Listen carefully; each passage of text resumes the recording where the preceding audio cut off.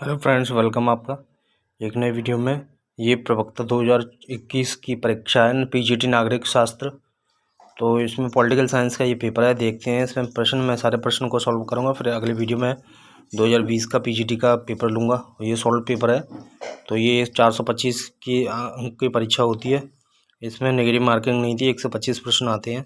ठीक है, तो शुरू करते हैं इसको। पहला क्वेश्चन को, पहला क्वेश्चन क्या करें, निम्न में से कौन सी रचना एक संविधावादी विचारक की नहीं है इन चारों में से। ये ओन लिबर्टी है, वो संविधावादी विचारक की नहीं है। नेक्स्ट क्वेश्चन देखते हैं कि किसका कथन है कि निर्णय विभिन्न विकल्पों के चुनाव की एक सरलतम विधि है। रे क्लियंस ऐसा मानता है कि निर्णय विभिन्न विकल्पों के चुनाव की विधि है। क्वेश्चन नंबर तीसरा देखते हैं। क्वेश्चन नंबर तीसरा क्या है,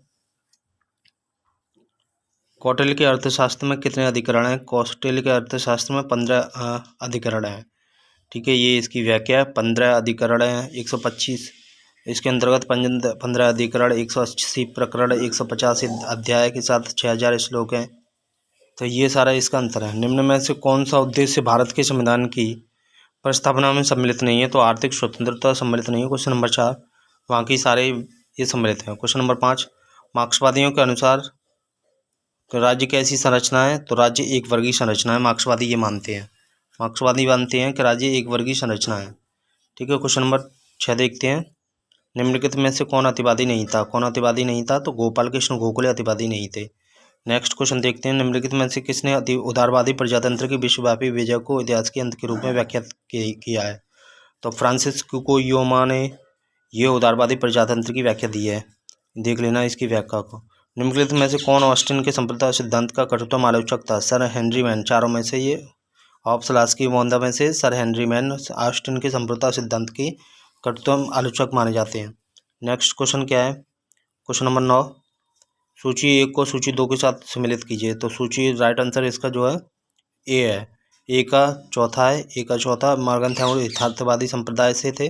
बी का 3 बर्नार्ड कोवन निर्णय निर्माण उपागम इत्यादि देख लेना है इसका।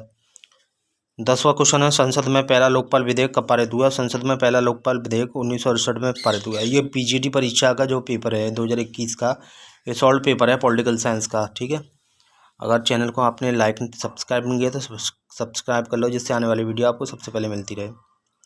और लाइक ज़रूर करना, कमेंट भी। आगे देखते हैं कि देवी उत्पत्ति का सिद्धांत किसने दिया है। शक्ति सिद्धांत किसने दिया है। मात्रात्मक सिद्धांत किसने दिया है। पितृत्व किसने दिया है। तो राज्य की उत्पत्ति के सिद्धांत है, ये समर्थक है। तो देवी उत्पत्ति का सिद्धांत जेम्स बर्न ने दिया है। शक्ति सिद्धांत ओपनहाइमर ने दिया है। मात्र सत्तात्मक सिद्धांत जेम्स ने दिया है। और पितृ सत्तात्मक सिद्धांत सर हेनरी मैन ने दिया है। मैक लेबॉन को मात्र सत्तात्मक राज्य की उत्पत्ति के सिद्धांत का समर्थक माना जाता है। ओपनहाइमर भौतिकी के प्राध्यापक थे, जो परमाणु बम के जनक के रूप में जाने जाते हैं। क्वेश्चन नंबर 12 क्या कहता है, संयुक्त राष्ट्र ने किस दशक को महिलाओं के दशक के रूप में घोषित किया है। संयुक्त राष्ट्र ने किस दशक को महिलाओं के दशक के रूप में घोषित किया है। तो राइट आंसर है ए। ये क्वेश्चन नंबर 13 है, शिक्षित बनो संघर्ष करो, ये किसने कहा, ये कथन किसने दिया है, ये किसका नारा है। तो इसमें डॉक्टर बी आर अम्बेडकर का ये नारा है। देख लेना कि बी आर अम्बेडकर ने कौन कौन सी किताब लिखी है। नेक्स्ट साल आ सकता है question. Next question, question number 14 देखते हैं। क्वेश्चन नंबर 14 क्या कहता है। क्वेश्चन नंबर 14 में देखते हैं कि निम्नलिखित में से कौन सा जोड़ा सही नहीं है। ये जोड़ा बताना है। तो राइट आंसर इसका लिपसेट है, जो सही नहीं है। ठीक है, wealth of nation Adam Smith ने लिखी है। एडम स्मिथ की बुक है वेल्थ ऑफ नेशंस। ये सारी किताबें हैं। क्वेश्चन नंबर 15 क्या कहता है, लोक निगम का उत्तरदायित्व तो क्या है। संसद के प्रति लोक निगम का उत्तरदायित्व होता है किसके प्रति, संसद के प्रति। Next question is, question number 15 कह रहा है कि सूची 1 को सूची 2 से मिलाइए। तो नीचे दिए गए विकल्पों में सही का उत्तर चयन कीजिए। तो ये मिला देनी है। महात्मा गांधी ने हिंदू स्वराज लिखी है ये सारी। तो राइट आंसर इसका बी ऑप्शन है। ये ए का 2, बी का 3, सी का 1, डी का 4। तो डी का 4 ये बी डी सावरकर हिंदुत्व की लिखी है। एस गोलवरकर ने बंच ऑफ थॉट्स लिखे हैं। महात्मा गांधी ने हिंदू स्वराज लिखी है। बी आर अम्बेडकर ने इनहेलेशन ऑफ कास्ट लिखी है। क्वेश्चन नंबर 17 देखते हैं। 17 क्या कहता है, संयुक्त राष्ट्र के निम्नांकित महासचिवों को उनकी नियुक्ति के क्रम में व्यवस्थित कीजिए। तो ये व्यवस्थित कर देना है, ये देख लेना है। तो राइट आंसर इसका तीसरा है। अगला चलते हैं, सत्ता के सहमति मॉडल की रचना किसने की थी? सत्ता की सहमति मॉडल की रचना वर्नार्ड ने की थी। नेक्स्ट है, किसने कहा शुद्ध युद्ध पुरुष के शुद्ध नहीं, युद्ध पुरुष के लिए वही है जो स्त्री के लिए मातृत्व है, ये किसने कहा है? मुसोलिनी ने बोला है। किस प्रधानमंत्री के नेक्स्ट विषय, प्रधानमंत्री के कार्यकाल में 73वां संविधान संशोधन विधेयक पारित हुआ? तो पीवी नरसिम्हा राव के नेतृत्व में कार्यकाल में ये 73वां संविधान संशोधन पारित हुआ। क्वेश्चन नंबर 20 के बाद 21 पे आते हैं। राज्य एक नैतिक संस्था है जो मनुष्य के पूर्ण नैतिक विकास के लिए अपर्याप्त है, किसने बोला है? यह आदर्शवादियों की ये व्याख्या है, आदर्शवादी ये मानते हैं। नेक्स्ट है, निम्न में से कौन सा शक्ति संतुलन स्थापित करने का साधन नहीं है? तो चौथा है हस्तक्षेप की नीति। क्वेश्चन नंबर 23, अपने ऊपर अपने शरीर मन पर व्यक्ति संप्रभु है, मिल ने यह विचार किस रचना में प्रकट किए? ऑन लिबर्टी में। अपने ऊपर अपने शरीर अपने मन पर व्यक्ति संप्रभु है, मिल ने यह विचार प्रकट किए हैं। ये भी आ सकता है कि अपने ऊपर अपने शरीर मन पर व्यक्ति संप्रभु है, किसने बोला है? तो मिल ने बोला है। और कौन सी किताब में? ऑन लिबर्टी में बोला है। ठीक है, तो उपयोगितावादी अवधारणा बेंथम द्वारा प्रस्तुत की गई है। जॉन स्टुअर्ट मिल एक प्रसिद्ध सामाजिक, आर्थिक और राजनीतिक दार्शनिक एवं चिंतक हैं। जॉन मिल बेंथम के उपयोगितावादी से प्रभावित हैं। उनकी अन्य महत्वपूर्ण पुस्तक अर्थशास्त्र का सिद्धांत 1848 है। उपयोगितावादी अवधारणा बेंथम द्वारा प्रस्तुत की गई। ठीक, नेक्स्ट है, पॉलिटिक्स अमंग नेशन पुस्तक किसके द्वारा लिखी गई? Politics among nation. तो ये पॉलिटिक्स अमंग नेशन H.J. मॉर्गनथाउ द्वारा लिखी गई है। ये राइट आंसर ए है, पॉलिटिक्स। ये सारी किताबें हैं, ये इसके नाम है। नेक्स्ट क्वेश्चन है, निम्नलिखित में से कौन सी विद्या कौटिल्य द्वारा सुनिश्चित मूल विद्या में सम्मिलित नहीं है? तो निरुक्त नहीं है। कौटिल्य के द्वारा सुनिश्चित मूल विद्या 3 है, ये देख लेना। वार्ता, अन्वेक्षकी, त्रयी। निरुक्त 6 वेदांगों में से एक है। इसका अर्थ व्युत्पत्ति इसकी संबंधी व्याख्या करता है।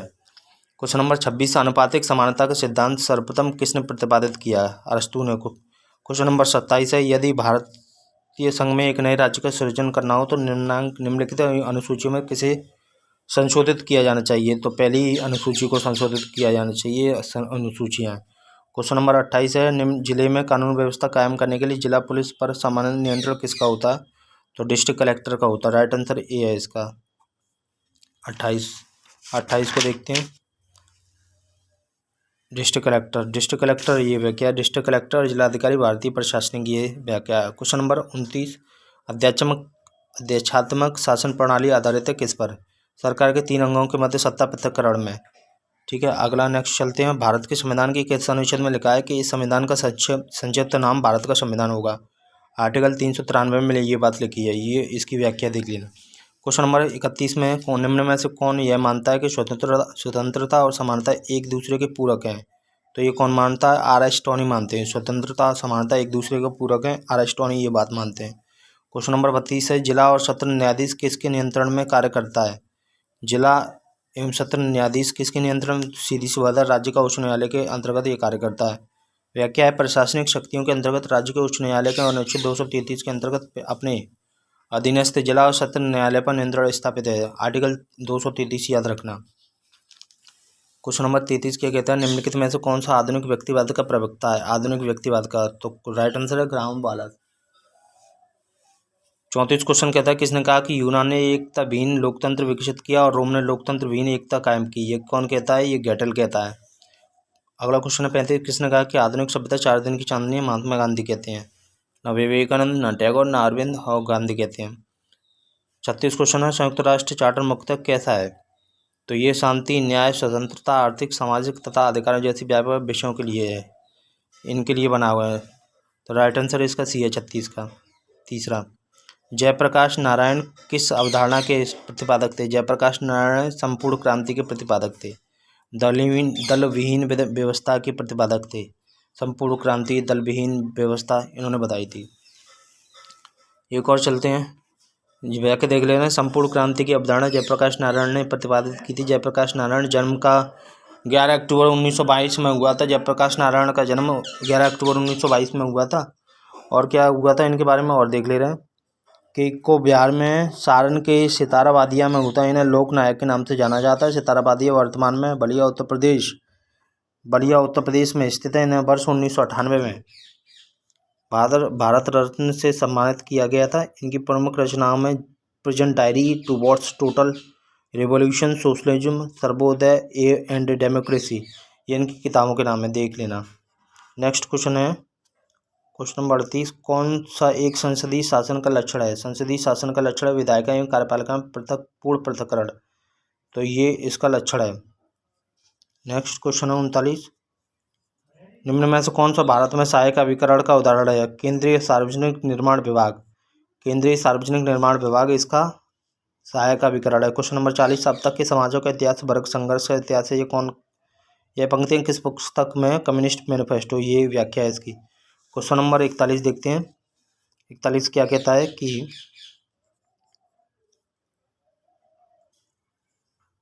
न्यायिक पुनर्वलोकन की अवधारणा किस देश से ली गई है? संयुक्त राष्ट्र अमेरिका से न्यायिक पुनर्वलोकन की अवधारणा ली गई है संयुक्त राज्य अमेरिका से। ठीक है भाई। ये क्वेश्चन नंबर 42 देखते हैं कि एक कठोर संविधान वह है क्या, कौन सा है जिसे सामान्य विधि निर्माण की प्रक्रिया से भिन्न विधि से संशोधित किया जा सके? वो कठोर संविधान है। को राइट आंसर है इसका तीसरा। व्याख्या इसकी देख लेना। कानून, क्वेश्चन नंबर 43 है, कानून समस्त वासनाओं से रहित विवेक है। कानून समस्त वासनाओं से रहित विवेक है, यह ईश्वर तथा विवेक की शुद्धि है। परिभाषा किसके द्वारा दी गई है? क्वेश्चन नंबर 43 का राइट आंसर क्या है देखते हैं।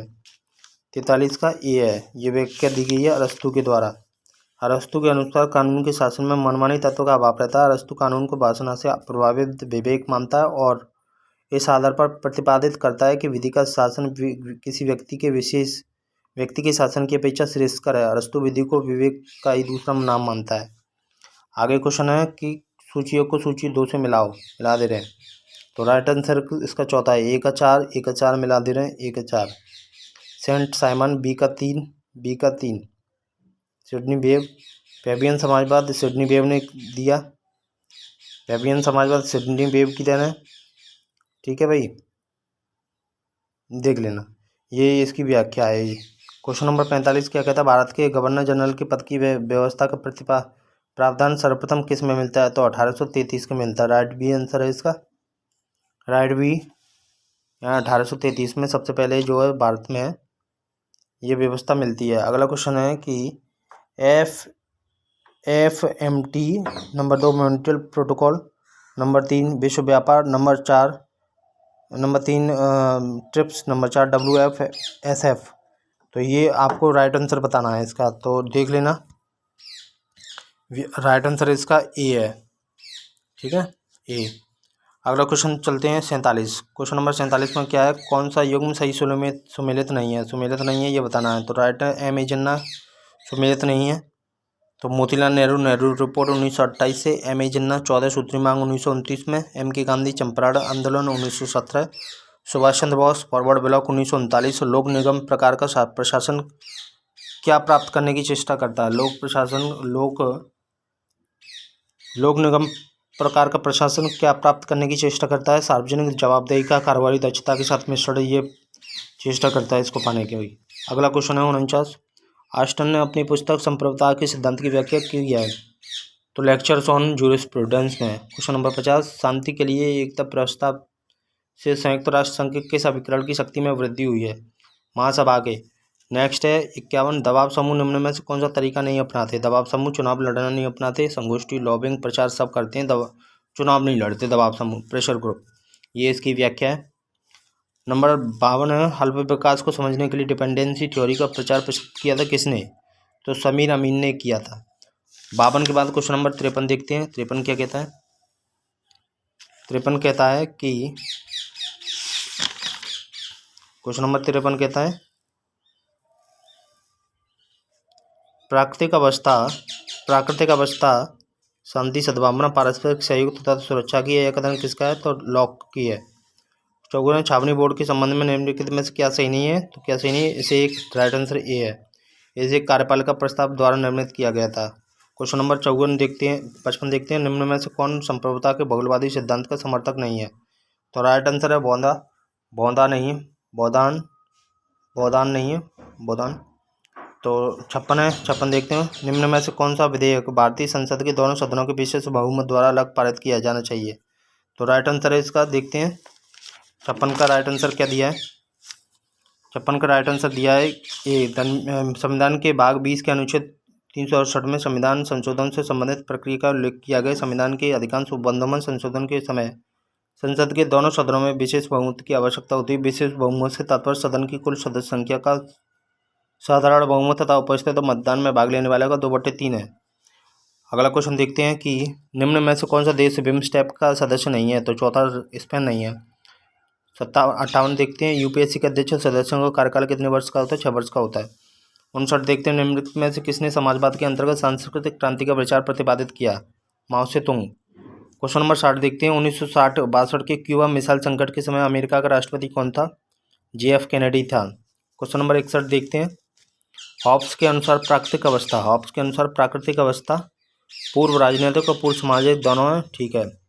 हेयर प्रणाली का तात्पर्य क्या है। एकल संक्रमणीय मत प्रणाली। हॉब्स के अनुसार प्राकृतिक अवस्था कैसी है। पूर्व राजनीतिक और पूर्व दोनों है। तीसरा 61 का तीसरा 62 का ए। 63 शक्ति अभियान का सिद्धांत किसने दिया था। तो सी राइट मिल्स ने दिया था। 64 क्वेश्चन किसका मत है कि अंतर्राष्ट्रीय संगठन साहित्य कार्यों या कार्य पद्धति किसी भी दृष्टि से लोक निगम विभागों का अथवा ब्यूरो से भिन्न होंगे। ये किसने कहा है। LD वाइट ने कहा है।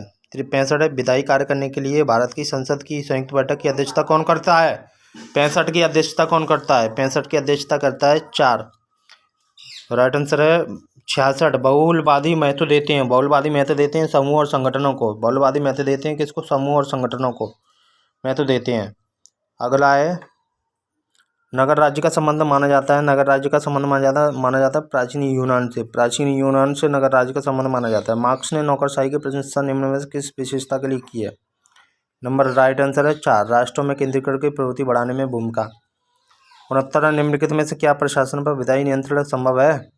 विधायी नियंत्रण का साधन नहीं है। विधायी नियंत्रण का साधन क्या नहीं है। प्रदत्त विधायन नहीं है। बाकी तीनों ये चीज़ें हैं। 69 का ए। 69 का ए प्रशासन पर विधायी नियंत्रण की पद्धतियाँ। तो ये सारी पद्धतियाँ विधायी नियंत्रण की। इस पर ये 70 क्या कहता है भारतीय संविधान सहायक एकात्मक परिस्थितियों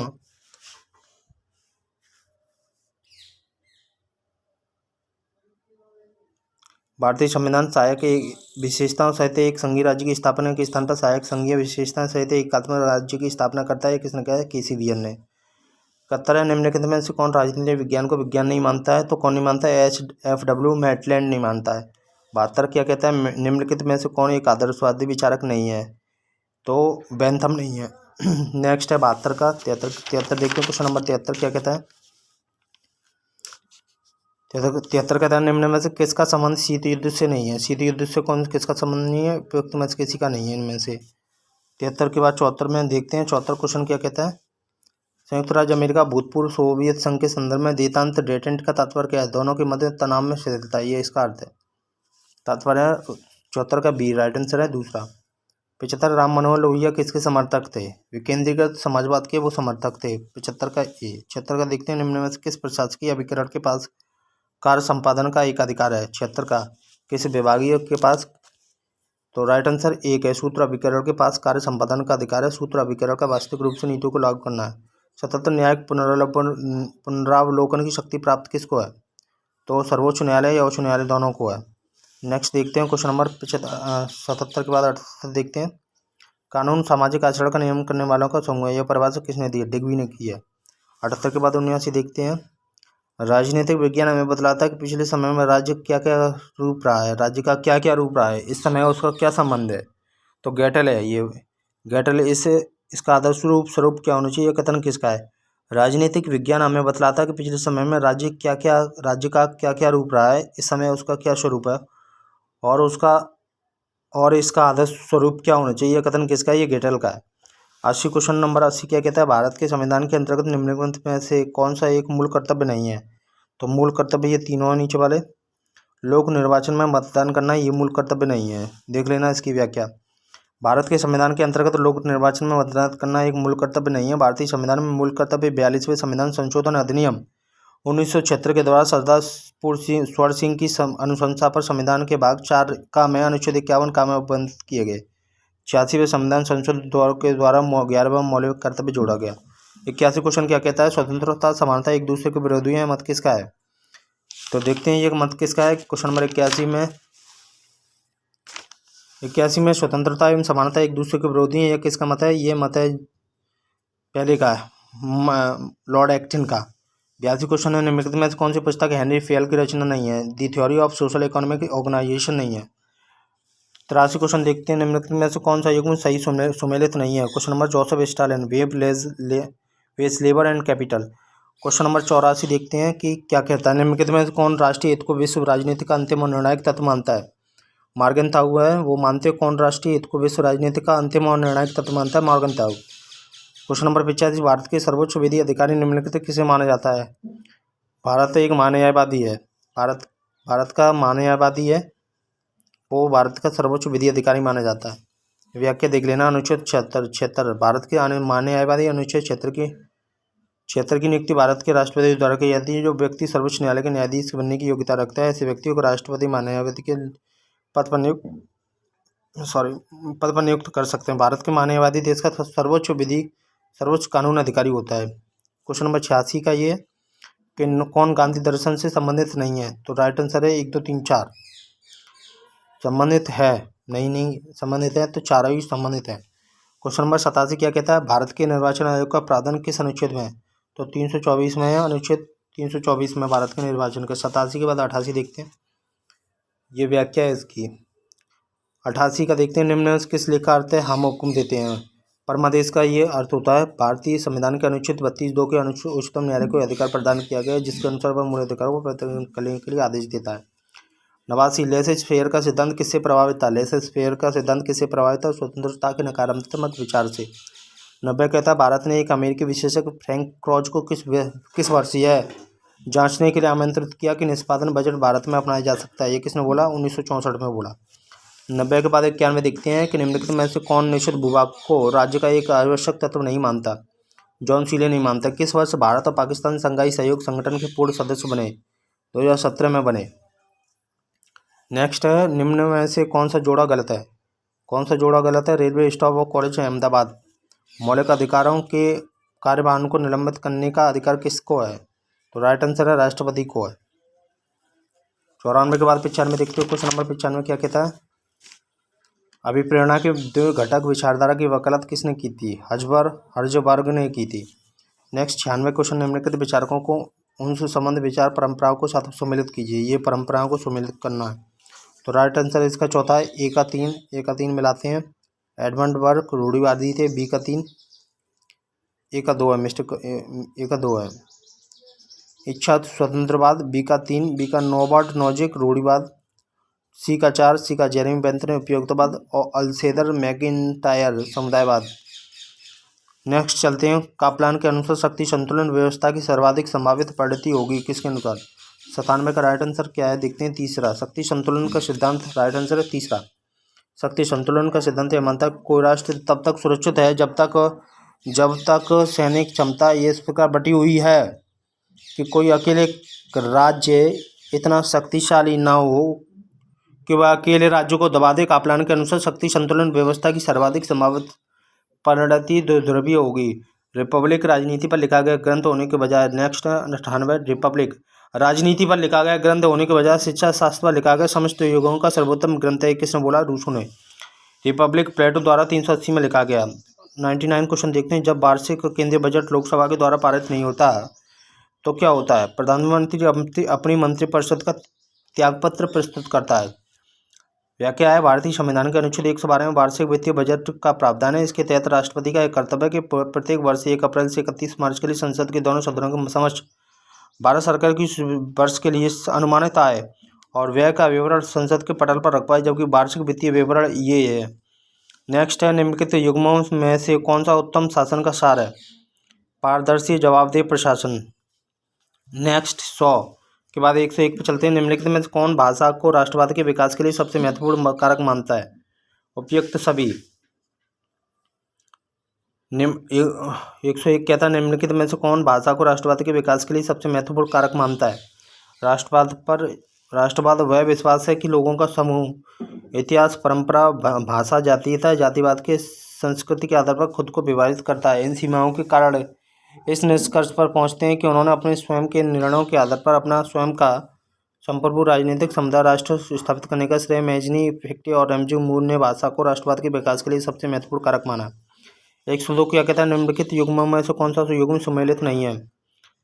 तो राइट आंसर है बी, सुमेलित नहीं। नवमानववाद अरविंद घोष ने ये व्याख्या दी है। तो नवमानववाद अरविंद घोष ये सुमेलित नहीं है, बाकी सब सुमेलित हैं। क्वेश्चन नंबर 130, किस देश की संसद को संसद की जननी कहा जाता है? कि ब्रिटेन को कहा जाता है। नेक्स्ट है, नेतृत्व के गुणमूलक दृष्टिकोण के प्रणेता कौन है? चेस्टर बर्नार्ड है। चेस्टर बर्नार्ड अमेरिका के व्यवसाय एग्जीक्यूटिव, लोक प्रशासक तथा प्रबंधक के सिद्धांत संगठन अध्ययन के क्षेत्र में उच्च श्रेणी का लेखन करने वाले विद्वान थे। इन्हें नेतृत्व के गुणमूलक दृष्टिकोण का प्रणेता माना जाता है। क्वेश्चन नंबर 105, किसने कहा कि राजनीति को विज्ञान मानने तो बहुत दूर, यह कलाओं से भी सबसे पिछड़ी हुई कला है? ये कौन कहता है? ये गेटल कहता है। गेटल नहीं, हेनरी थॉमस कहता है। हेनरी थॉमस बक्कल ने यह बात बोली है कि हेनरी थॉमस 24 नवंबर 1821 से 29 और 1862 तक जिंदा रहे। एक अंग्रेजी इतिहासकार, सभ्यता के अधूरे इतिहास के लेखक और एक मजबूत शौकिया शतरंज खिलाड़ी थे। उन्हें वैज्ञानिक इतिहास का पिता भी कहा जाता है। राजनीति को विज्ञान मानना तो बहुत दूर की बात है, यह कलाओं की सबसे पिछड़ी हुई कला है, कथन हेनरी थॉमस बक्कल का है। ठीक है। नेक्स्ट 106, इतिहास के संविधान में भारत के संविधान में समानता अधिकार 5 अनुच्छेद प्रदान किए गए, वो कहाँ से कहाँ तक है? तो राइट आंसर है 14 से 18। भारतीय संविधान का अनुच्छेद भाग 3 अनुच्छेद इतने से इतने तक व्याख्या करता है। 107 क्या कहता है? सूची को सूची 1 से मिला दो, 2 से मिला दो, मिला दे रहे हैं। तो राइट आंसर है पहला ए का 2 यूएनओ, बी का 1 यूरोपियन, सी का क्षेत्रीय सदस्यता सीमित उद्देश्य, सी का 3 और डी का 4 और डी का 3। तो ये राइट आंसर है पहला इसका। वैश्विक सदस्यता एवं सामान्य उद्देश्य यूएनओ, और ये देख लेना बाकी के भी 3 है। 108, संयुक्त राष्ट्र के किस महासचिव ने 1992 में अपनी report an agenda for piece सुरक्षा परिषद को सौंपी? तो ये 108वां क्वेश्चन राइट आंसर है इसका दूसरा। बुतरस घाली मिस्र के एक राजनेता और राजनीतिक व संयुक्त राष्ट्र के 6ठे महासचिव के रूप में अपनी सेवाएं भी दी। इस पद पर रहते हुए यूगोस्लाविया के गोलमाल और नवांडा नरसंहार सहित ये इसका व्याख्या है। 109 क्वेश्चन कहता है, निम्नलिखित में से किसने अंतर्राष्ट्रीय कानून का जन्मदाता माना जाता है? तो राइट आंसर है ह्यूगो ग्रेशियस को माना जाता है। 110 क्वेश्चन कहता है, राजनीति विज्ञान समाज विज्ञान का भाग है जिसका संबंध राज्य के आधार और सरकार सिद्धांत से होता है। यह किसका है? तो पॉल जेनेट का है। क्वेश्चन नंबर 111 किसके अनुसार राज्य जीवन की मूलभूत आवश्यकताओं से निमित्त अस्तित्व में आता है, शिष्ट जीवन के लिए अस्तित्व में बना रहता है? अरस्तु कहता है। 112 क्या क्वेश्चन है, एक राज्यपाल एक अध्यादेश जारी कर सकता है कब? जब भी वह ऐसा चाहे। नंबर 2, जब भी वह मुख्यमंत्री ऐसा करने की सलाह दे, या जब कभी राज्य विधानमंडल का सत्र जारी ना हो और राज्यपाल संतुष्ट हो के तुरंत कार्य करने की आवश्यकता है। तो राइट आंसर है इसका तीसरा। अगला क्वेश्चन है, हूवर आयोग ने निम्न में से किस पर आधारित संगठन के निर्माण की सिफारिश की थी? तो प्रायोजन। 113 का। 114, कौन सा देश सेंटो का एक सदस्य नहीं है? तो कौन सा नहीं है? यूएसओ नहीं है। क्वेश्चन नंबर 15, यदि भारत के राष्ट्रपति का अपना पद त्यागना हो तो त्यागपत्र का अपना पत्र संबोधित किसे करना चाहिए? उपराष्ट्रपति को। संविधान के अनुच्छेद 56 के अनुसार राष्ट्रपति उपराष्ट्रपति को संबोधित अपने हस्तलिखित पत्र के माध्यम से अपना पत्र इस्तीफा दे सकता है। नेक्स्ट है, सामूहिक सुरक्षा व्यवस्था अनुमति नहीं देती, किसकी नहीं देती है? 2, तटस्थता की नहीं देती है। सामूहिक सुरक्षा व्याख्या देखते हैं। सामूहिक सुरक्षा व्यवस्था तटस्थता की अनुमति नहीं देती है। सामूहिक सुरक्षा के मूलभूत सिद्धांत के संबंध उस उक्ति की अभिव्यक्ति 1919 में गठित राष्ट्र संघ और 24 अक्टूबर 1945 को अस्तित्व में आए संयुक्त राष्ट्र संघ की मूल धारणा में स्पष्टता दिखाई पड़ती है ये बात। नेक्स्ट क्वेश्चन देखते हैं। 117, किसने कहा था कि ईश्वर जिसने हमें बनाया, जिसने हमें जीवन दिया, उसी के साथ हमें स्वतंत्रता दी? ये कौन कहता है? जेफरसन कहता है। ईश्वर जिसने हमें, ये व्याख्या देखते हैं, ईश्वर जिसने हमें जीवन दिया उसी के साथ हमें स्वतंत्रता भी दी। यह कथन अमेरिका के तीसरे राष्ट्रपति थॉमस जेफरसन का है। यह कथन उनकी अमेरिकी स्वतंत्रता की घोषणा में था।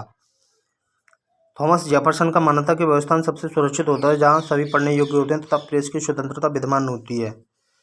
बढ़िया व्यक्ति थे। नेक्स्ट देखते हैं। 118, एक वित्त विधेयक किसकी सिफारिश के बिना विधानसभा में प्रस्तुत नहीं किया जा सकता?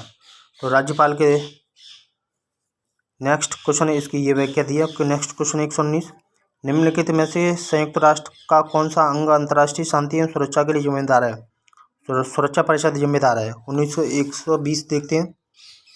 भारत का सर्वोच्च न्यायालय मुख्य न्यायमूर्ति और अन्य कितने न्यायाधीश से मिलकर बनता है? राइट आंसर है बी 33। ये इसकी व्याख्या है, इसकी व्याख्या देख लेना। तो भारतीय संविधान का अनुच्छेद 124 में उल्लिखित है सर्वोच्च न्यायालय दिल्ली में स्थित है। ये व्याख्या है इसकी, थोड़ी सी मैंने पढ़ दी। 121 भारतीय संविधान के किस अनुच्छेद के अंतर्गत सर्वोच्च न्यायालय को अपने निर्णय तथा आदेश के पुनरीक्षण की शक्ति प्राप्त है?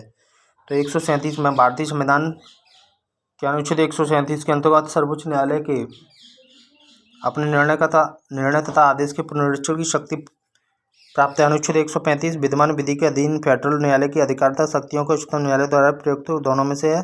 अनुच्छेद 36 अपील के लिए उच्चतम न्यायालय के लिए विशेष अनुमति से संबंधित है। 138 उच्चतम न्यायालय की अधिकारिता में वृद्धि से संबंधित है। क्वेश्चन नंबर 122 देखते हैं। सूची प्रणाली के अंतर्गत प्रत्येक मतदाता क्या करता है? देखते हैं क्वेश्चन नंबर 22 का राइट आंसर क्या है। नंबर 1 है सूची प्रणाली के अंतर्गत प्रत्येक मतदाता एक पूरी सूची को अपना मत देता है। सूची प्रणाली हॉलैंड, डेनमार्क, नॉर्वे, स्वीडन इत्यादि में प्रचलित है।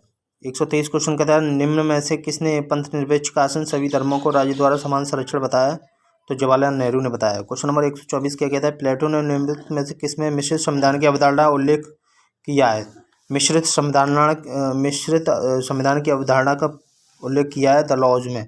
दूसरा है द लॉज। प्लेटो ने अपनी कृति द लॉज में मिश्रित संविधान की अवधारणा को उल्लेख किया है। 125 किसने कहा था कि राज्य की नीति निर्देशक तत्व ऐसे चेक की तरह है जिसका भुगतान संविधान की सुविधा पर निर्भर करता है? तो केटी शान है। तो ये आज का 125 क्वेश्चन मैंने आपको बताया है। क्वेश्चन ये पीजीटी का पेपर था 2021 का। नेक्स्ट पेपर में मिलते हैं, तब तक के लिए धन्यवाद, बाय।